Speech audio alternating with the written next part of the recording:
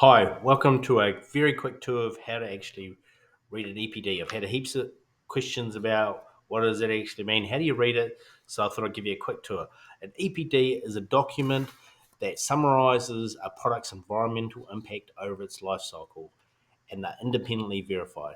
So an EPD is an environmental product declaration. So I've just searched Sabeboard on the EPD register. So we'll go to exposed internal lining as an example. This page takes you to a summary, normally a photo, and a download of the document. In this case, it tells you the number, when it was issued, and the geographical scope. So if we download that, it takes you to the cover page, tells you those key dates. The first key piece of information is this general section, which tells you who did it, who verified it, and what the methodology was, and the verifier. So there's a whole bunch of information. In this case, there's 21 pages. The first section is just general company information. It's actually like a bit of a marketing section.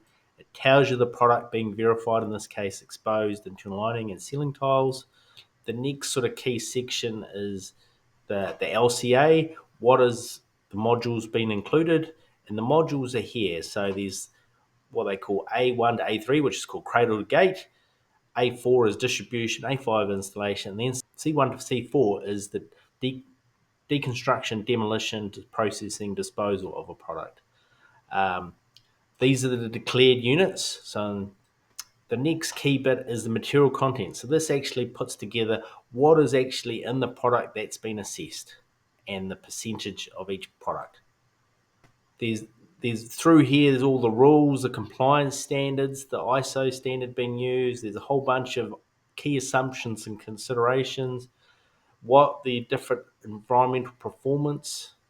But here is the numbers, the environmental information. So this is the outcome of all those calculations.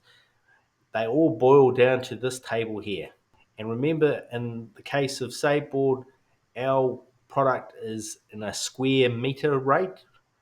Timber, for example, and other mass products are actually in a cubic meter. Basically, they go through all those different categories. A1 to A3 is cradle to gate. I guess the key output is this global GWP is global warming potential total. And in this case, this product has a negative 7.4 kgs of CO2 equivalent per square meter, which is the unit. But remember, these a trap for young players is this exponent. If you remember back to your maths, if it's 0, there's no, you just read it how it is. But if it's like +2, then it's effectively 100 times that number. And in this case, it's -2. So this number is actually 0.0235 kgs of CO2 equivalent. The last part of it is any additional information, and in our case, there's a bit about designing our waste and our eco labels, Declare and Eco Choice Aotearoa and Geka Eco Label. I hope you found that interesting, but that's a very quick rundown of how to read an EPD and help with that mandatory reporting, scope 3 emissions. They're all key things for reducing the embodied carbon in a building, and Sabeboard is a key part of that. Thanks for having me.